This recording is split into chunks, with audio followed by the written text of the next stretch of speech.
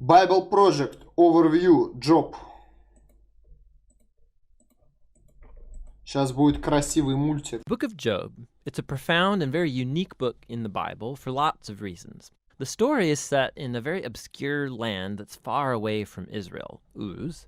The main character, Job, he's not even an Israelite, and the author, who's anonymous, doesn't even set the story. Не, ну, дело в том, что Иов, он не израильтянин, потому что по преданию события книги Иова это еще до потопа. Не было тогда евреев еще, не было тогда Израиля, не было тогда еще израильтян. Story in any clear period of ancient history. This all seems intentional, though. It's like the author doesn't want us to be distracted by historical questions, but rather to focus simply on the story of Job and on the questions raised by his experience of suffering. The book of Job has a very clear literary design. It opens and closes with a short narrative prologue and then an epilogue. And then the central body of the book is dense Hebrew poetry, representing conversations between Job and 4 dialogue partners called the Friends. These conversations are then concluded. 4 партнера, короче. Blow job, hand job, tea job и food job. By a series of poetic speeches given by God to Job. Let's dive in and we'll just see how it works together. The prologue introduces us to Job, and we're told that he's a blameless, upright man who honors God. He's a super good guy. And then all of a sudden, we're transported into the heavenly realms, and God is holding court with his staff team. It's a very common image in the Old Testament describing how God runs the world. And among the heavenly beings is a figure called the Satan, which in Hebrew means the accuser or the prosecutor. And it's like we're watching a court scene. God presents Job as a truly righteous man, and then the accuser challenges God's policy of rewarding righteous people like Job. He says, the only reason Job obeys you is because you bless him with prosperity. Let Job suffer, then we'll see how righteous he actually is. And then God agrees to let the accuser inflict suffering on Job. Now, it's at this point in the story that most of us go, what? Why did God do that? And then we assume that this book is going to answer that question, why God allows good people to suffer. But as you read on, the book doesn't answer that question. Nothing in the book ever answers. Но по-своему отвечает, на самом деле, по-своему отвечает на этот вопрос. That question. The prologue is setting up the real questions this book is trying to get at. Questions about God's justice and whether God operates the universe according to the strict principle of justice. And the response to those questions comes as you read through to the end of the book. Спайк, на самом деле книга Иова, она и для многих христиан любимая. Ну, для сатаниста как бы понятно почему. Привет, Хани и Малибу. Но книга Иова, она много у кого любимая на самом деле. Book, not at the beginning. The ultimate reason for Job's suffering is simply never revealed. So the prologue concludes with a suffering and bewildered Job, who's rebuked by his wife, and he's approached by 3 friends who are going to try and... Плейто, ну, пиши по расписанию, кидай фотки хуя своего, фотки ануса кидай. Если она не кинет в ЧС, то это точно твоя женщина. And provide wisdom and counsel. Their names are Eliphaz, the Temanite, Bildad, the Shuhite, and Zophar, the Naamathite. They're all non-Israelites like Job. And they represent the best of ancient Near Eastern thinking about God and suffering and the human condition, and this moves us into the main part of the book. First, Job speaks. And this is how this section of the book works. First, Job is going to speak, and then they'll follow a response from a friend. Then Job will respond to that friend. Then another friend will respond to Job's response, and so on back and forth for 3 cycles. And this whole debate is focused on 3 questions. Is God truly just in character? And does God run the universe on the strict principle of justice? And if so, then how is Job's suffering to be explained? As we're going to see, Job and the friends, they're working from a huge assumption about what God's justice ought to look like in the world. Namely, that every single thing that happens in the universe should operate according to the strict principle of justice. So if you're a wise, good person and you honor God, good things will happen to you. God will reward you. But if you're evil and stupid and do sinful things, bad things will happen to you. God will punish you. Now, Job's constant argument throughout his speeches is this. First of all, that he's innocent. Мы смотрим видео про книгу Иова. Какого вы ответа? Почему люди несут как бы ответственность за грех Адама? Посмотри на бегемота. Он, блядь, здоровый. Он жрет траву. Можешь ты бегемота изловить, блядь? Не можешь. Все, иди нахуй. Как бы хуй соси.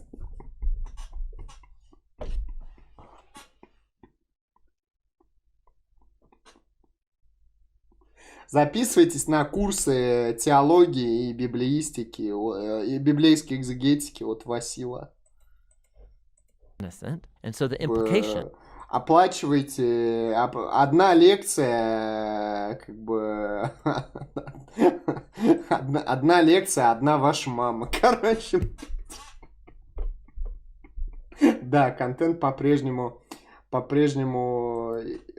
интеллектуальный. Of that is that his suffering is not a divine punishment. Now we know from the prologue both of these things are true. Remember, God himself said, Job is righteous and blameless. And so Job concludes his argument by accusing God. God either doesn't run the world according to justice, or even worse, God himself is simply unjust. The friends, on the other hand, they beg to differ. Their argument is that God is just, the implication being that God always runs the world according to justice in this way, and so they conclude by accusing not God, but Job. Job must have done something really, really bad for God to punish him like this. They even start making up possible sins that Job must have committed. Job protests to all of this. In fact, he gets so fed up with the friends that he eventually just gives up on them. He takes up his case directly with God.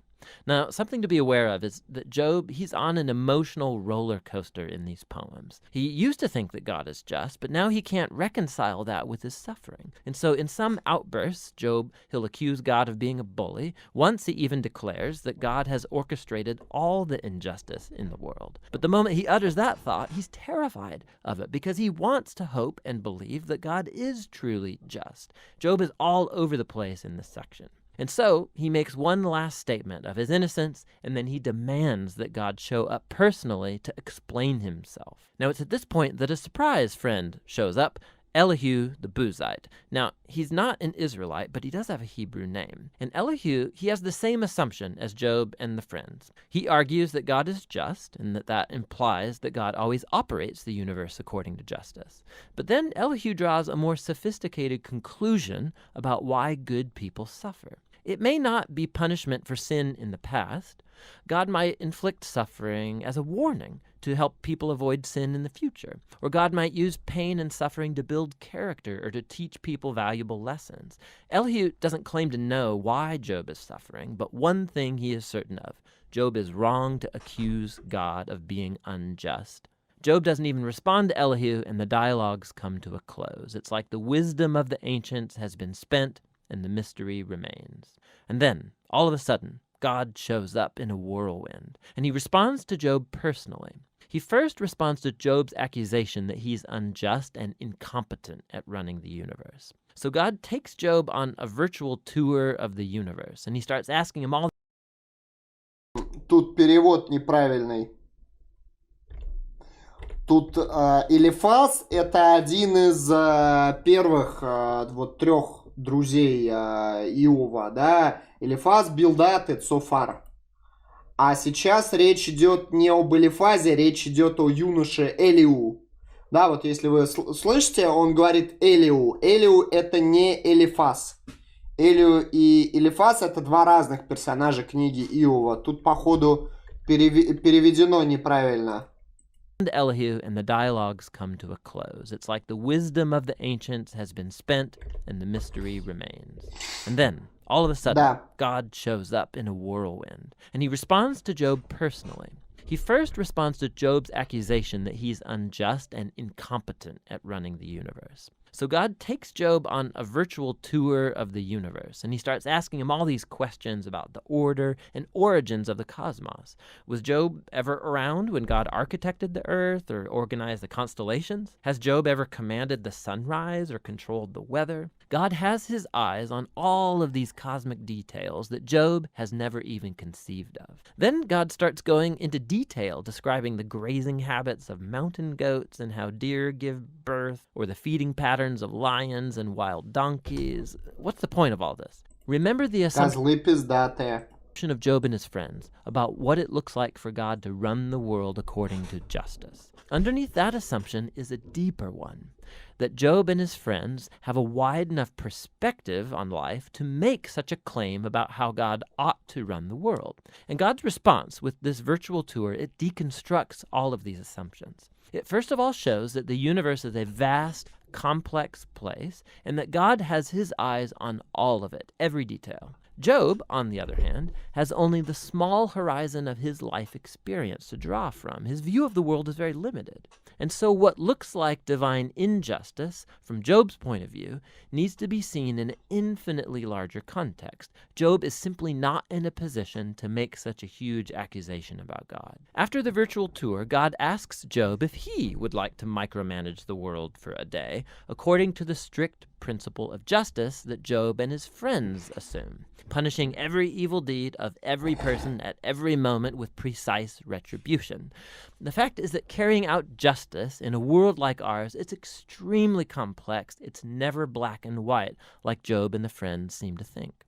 Which leads to God's last point. He starts describing these two fantastic creatures, Behemoth and Leviathan, which some people think Ну are почему, кстати, да, бегемот и крокодил или бегемот и кит, почему фантастические обязательно? poetic depictions of a hippo and a crocodile, but more likely they refer to well-known creatures from ancient Near Eastern mythology that are used elsewhere in the Bible as symbols of the disorder and danger that exist in God's good world. These creatures, they're not evil. God's actually quite proud of them, but they're not safe either. The point is that God's world is amazing and very good, but it's not perfect or always safe. God's world has order and beauty, but it's also wild and sometimes dangerous, just like these two fantastic creatures. And so we come back to the big question of Job's suffering. Why is there suffering in God's world? Whether it's from earthquakes or wild animals or from other humans, God doesn't explain why. What he says is that we live in an extremely complex, amazing world that at this stage, at least, is not designed to prevent suffering. And that's God's response. Job challenged God's justice. God responds that Job doesn't have sufficient knowledge about our universe to make such a claim. Job demanded a full explanation from God, and what God asked Job for is trust in his wisdom and character. And so, Job responds with humility and repentance. He apologizes for accusing God, and he acknowledges that he's overstepped his bounds. Then all of a sudden, the book concludes with a short epilogue. First, God says that the friends were wrong, that their ideas about God's justice were just too simple, not true to the complexity of the world or God's wisdom. And then God says that Job has spoken rightly about him. Now, this is surprising because it can't apply to everything Job said. I mean, we know Job drew hasty and wrong conclusions, but God still approves of Job's wrestling, how Job came honestly before God with all of his emotion and pain and simply wanted to talk to God himself. And God says that's the right way to process through all of this, through the struggle of prayer. The book concludes with Job having his... Ну, то есть Бог, он фактически признает, что Иов был прав в своем эмоциональном переживании, очень остром, очень живом, божественного всемогущества и божественной ничтожности человека и человеческой судьбы перед лицом Господа, перед волей Господа. То есть друзья Иова, они в чем были неправы? Они говорят, ну, Бог хороший, все как бы хорошо, все справедливо, все как бы очень просто, здорово работает. Просто этого не понимаешь, Иов. А Иов говорит, вот он я. Вот он я весь в коросте, у меня умерли все мои дети, у меня нету ничего, у меня не осталось ничего из того, что у меня было. И я... Вот, чтобы потерять все это, я не сделал ничего. Я не провинился перед Богом ничем. Я чист. Я чист, но я страдаю. И в этом как бы искреннем искреннем прочувствовании вот этого парадокса бытия перед лицом Бога, в этом Господь признает за Иовом его правоту. В отличие от поверхностных и моралистических взглядов его друзей. His health, his family, his wealth, all restored. Not as a reward for good behavior, but simply as a generous gift from God. And that's the end of the book. So the book of Job, it doesn't unlock the puzzle of why bad things happen to good people. Rather, it does invite us to trust God's wisdom when we do encounter suffering, rather than try and figure out the reasons for it. When we search for reasons, we tend to either simplify God, like the friends, or like Job, accuse God, but based on limited evidence. And so the book is inviting us to honestly bring our pain and our grief to God, and to trust that God actually cares and that he knows what he's doing. And that's what the book of Job is all about. Так, отлично. Хороший видос, да, хороший видос. Хочу еще мультики смотреть. Holiness, канал BibleProject. Смотрим. You've probably heard the word holy before, or at least sang it in a church. Так, чего? You've probably heard the word holy before, Да, or at least слышали. sang it in a church song once or twice. And for most people, this idea is really just connected to being a morally good person. So God is holy because he's morally perfect. Yeah, that is part of it. But in the Bible, the idea of holiness is even bigger and more rich. What it's really describing is how God is the creative force behind the whole universe. He's the one and only being with the power to make a world full of such beauty and life. And so all these abilities, they make God utterly unique, which is the meaning of the word holy. So a helpful way to think about God's holiness is by using the sun as a metaphor. The sun is unique, at least within our solar system, and it's really powerful. It's the source of all this beautiful life on our planet. And so you could say that the sun is holy. And you can actually take this metaphor even further, in that the whole area around the sun is also holy. Yeah, because the closer you get to the sun, the more intense it gets. Yeah, exactly. So that very power and goodness that generates all this life is also dangerous. I mean, the sun, if you get too close, will annihilate you. And in the same way, there's this paradox at the heart of God's own holiness, because if you're impure, his presence is dangerous to you. Есть, кстати, такая тема у православных священников некоторых. Ну, я слышал от православных священников некоторых, что причастие, если вы грешны, если вы недостойны причастия, то оно вам во вред идет. Типа вы причащаетесь, и это вредит вам, если вы грешник. Но это как бы догматически, это хрень, конечно. То есть такого на уровне догматики такого нет. Я бы даже сказал, что это ересь, но выражусь более нейтрально, более аккуратно. Анус. Not because it's bad, but because it's so good.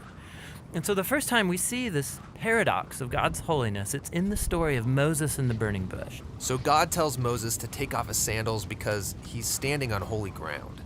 And Moses covers his face in fear, and God says, hey, don't come any closer. It's intense. It's actually that intensity of God's holiness that's explored even more in the stories about Israel's temple, which was the main place. Ну это знаете, как вот душить ее во время секса? Как бы сильно, но если чересчур сильно, то слишком сильно работаешь руками, придется поработать лопатой, как говорил мой дедушка. Where God's holy presence was located. And at the center of the temple was this room called the most holy place, the hot spot of God's presence. And whether you're an Israelite living in the land around the temple or a priest working right in the temple, you're in proximity to God's holy presence, which is dangerous. Yeah, this is a problem. So how's it supposed to work? Well, in the Bible, the solution is that you need to become pure. So like being morally pure. Yeah, and that's easy enough to understand. But the Bible spends a lot of time talking about another kind of purity, being ritually pure, which is a state where you separate yourself from Это жидовская, кстати, да. anything related to death, like touching things like diseased skin or dead bodies or even certain bodily fluids. All these make you impure. And becoming ritually impure isn't necessarily sinful. What's wrong is waltzing into God's presence when you're in an impure state. And so that's why God gave the Israelites very clear instructions for knowing when they were impure, steps to become pure, so that they could go into the temple again. So that's what the book of Leviticus is about. Right. But it doesn't stop there. This idea keeps developing. So later in the scriptures, we find this really interesting story by a prophet named Isaiah. And he has this crazy vision where he's in the temple and he's right in God's presence. He's totally terrified. Yeah, he knows the rules. He shouldn't even be in there. And he's worried about being destroyed. And then this crazy creature called a seraphim. Yeah, that is a crazy creature. Totally. So it flies over Серафим, да. with a hot coal, and then it sears Isaiah's lips with the coal and says something really weird. Your guilt is taken away and your sin is atoned for. So this burning coal somehow makes Isaiah pure. Yeah, it's remarkable because normally if you touch something impure, it transfers its impurity to you. But now here's this new idea where you have this coal, this very holy... Кстати, эта идея, ну это так, немножко отвлекаясь от темы, в зороастризме очень сильны эти мотивы чистоты и нечистоты. Но если вы помните стрим с Саттаром Зуринхаем про зороастрийскую религию, вот он про это много рассказывал, там как бы в зороастризме это очень важно, очень важно. Там воду нельзя писать, потому что вы ее оскверните. Pure object, and it touches Isaiah, and it transfers its purity to him. Isaiah is not destroyed by God's holiness. He's transformed by it. I mean, the implications of this are just huge. But there's one more development, this time from another prophet, Ezekiel. And he has this vision where he's standing at the temple and he sees water trickling out from it. And then that water turns into a stream, and then it grows into a deep river that starts flowing through the desert, leaving this trail of green trees behind it. And then it flows into the Dead Sea, making everything fresh and alive. So instead of becoming pure first and then going into the temple, here God's holiness comes out from the temple, making things pure and bringing them to life. What does it all mean? So we don't know until we meet this man, Jesus. And he claims that he's fulfilling all of these ancient visions, but in surprising new ways. So Jesus, he went around touching people who are impure, people with skin diseases, a woman with chronic bleeding, or dead people. And when he touches them... Ну, потому что христианство, да, и, собственно, Иисус, он переформулирует понятие чистоты. То есть для христиан нету такой вещи, как физическая нечистота. Как бы для христиан важна чистота и нечистота духа твоей души. Ничто входящее в вас не осквернит вас, лишь исходящее из вас делает вас нечистыми, если ваши помыслы нечестны. Аминь.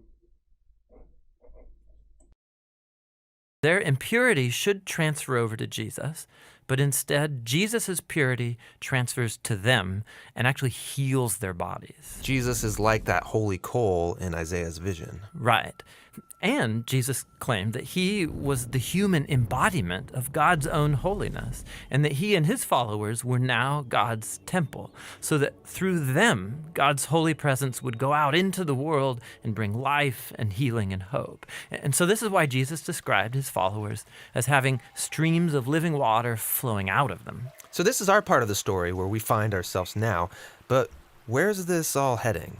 So the last pages of the Bible end with a final vision about God's holiness. And this time it's by a guy named John. And in his vision, we see the whole world made completely new. The entire earth has become God's temple. And Ezekiel's river is there, flowing out of God's presence, immersing all of creation, removing all impurity, and bringing everything back to life.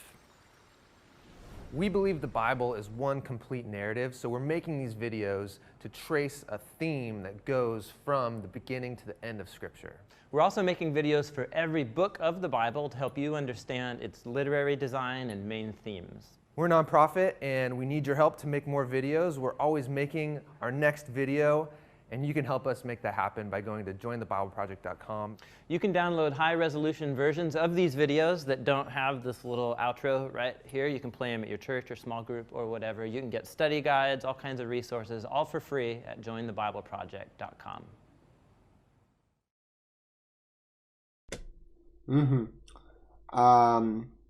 Идем дальше. Хочу еще мультики смотреть. Мессия от BibleProject. There's this crazy story at the beginning of the Bible. We have Adam and Eve, and they're in the Garden of Eden. And everything in this garden is great. It's exactly as it should be, except there's this one tree that they're told by God not to eat from because it's dangerous and it will kill them. So that's it. Avoid this fruit tree and we're fine. Right, it seems pretty simple. But in this garden, there's a snake, and it starts telling a different У меня в штанах, кстати, есть змей. story. It says that if you eat of this tree, it's not going to kill you. In fact, it's going to make you become like God. And Adam and Eve, they believe the snake and they eat the fruit. And because of this, the goodness of the garden is tragically lost, Спасибо большое. and evil and death enters into God's good world. Now, why is there a talking snake in the garden? I mean, this thing is a problem. Yeah, it's very strange. And even more strange is the fact that the Bible doesn't say why or how this thing even got there. It just presents the snake as this creature who's in rebellion against God and that wants to get other people to doubt God's goodness and lead them on a path towards death. And so whatever this snake is, it's the source of evil that pervades our world. Да, пицца очень крутая, очень вкусная. Еще раз от всего сердца спасибо. Спасибо, Анаст. Очень приятно. Надо будет тебя тоже угостить. World and our lives, even still today. Спасибо, But there is спасибо. some ребят. hope because right here in the story, God makes this really interesting promise to Adam and Eve. That someone is going to come in the future, a son of Eve. And this guy's going to come and he's going to crush the serpent's head and destroy evil at its source. However, during this battle, the serpent is going to bite this guy's heel. So it's like a mutual destruction. Yeah, it's this very strange but beautiful promise. And it's just left hanging there until the next key moment in the Спокойной ночи, Анаста. Спокойной ночи. Еще раз спасибо. Пью за твое здоровье. Сладких снов. story, when God singles out this guy named Abraham and says that through his family, goodness and blessing is going to be restored back to all of the nations of the world. And as we Лона Авраамова. Лона Авраамова. follow this family, we get to one of Abraham's great-grandsons, this guy named Judah. And he receives this promise that a king is going to come from his line and that the whole world's going to follow this king and he's going to bring peace and harmony and there'll be lots of food and wine and milk and vineyards and it's going to be awesome. The first king that we meet from the line of Judah is a guy named King David. And he's a hero. Maybe he is the snake crusher. But it turns out that David is infected with the same evil as the rest of humanity. He never crushes the snake, just the opposite. However, God makes a promise to David that this king is going to eventually come from his line. But as you go on in the story, one by one, each generation of his sons, they're just total chumps. They give in to the snake, they choose evil, they go after money and sex and power and following other gods. Things get so bad that they run the nation of Israel right into the ground, and the big bad empire of Babylon just takes them out. And so now there are no more kings to even fulfill this promise. So it seems like the whole plan is lost. But during these dark days, there's this crazy group of guys called prophets, and they just kept talking about this coming king and reminding us of the promise that he'll come, he'll defeat evil, he'll restore the garden. Now, one specific prophet, Isaiah, he tells us more about why this king is bitten. Isaiah says that the promised king receives this wound because of humanity's evil, and that it kills him. But then all of a sudden he comes back, and Isaiah says it's because he suffered this wound that he can now become a source of healing to other people.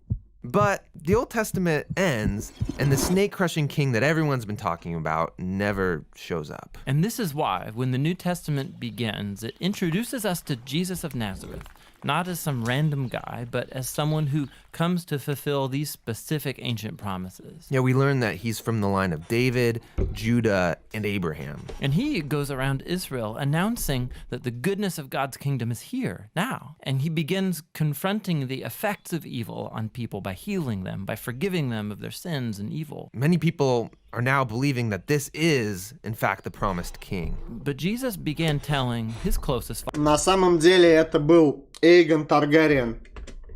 followers that he was going to become king and bring peace by taking the full effect of humanity's evil into himself. The fatal snakebite wound. Exactly. And so it seems like the serpent wins. And this story actually would be a tragedy except for what happens next. Jesus rises from the dead.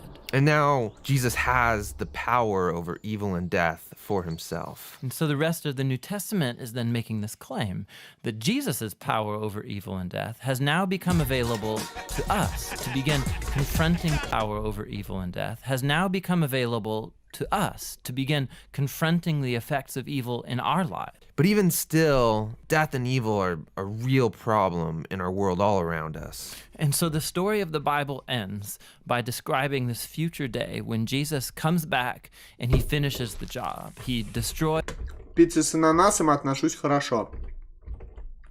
Я еще раз процитирую слова Мити Середы. Пицца — это пицца, ребят. Пицца — это пицца.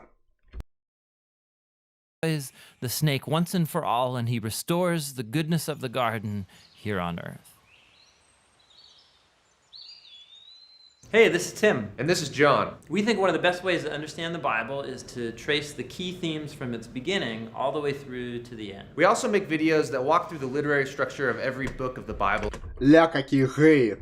and how it relates to the whole. Here's something you didn't know. John and I were roommates in college, and we lived in the basement of a dirty old house. We're a nonprofit, and we'd love to keep these videos free for everyone, but we need your help. You can go to jointhebibleproject.com and you can get full-res versions of these videos. You can download the study guide. It's all for free. Jointhebibleproject.com.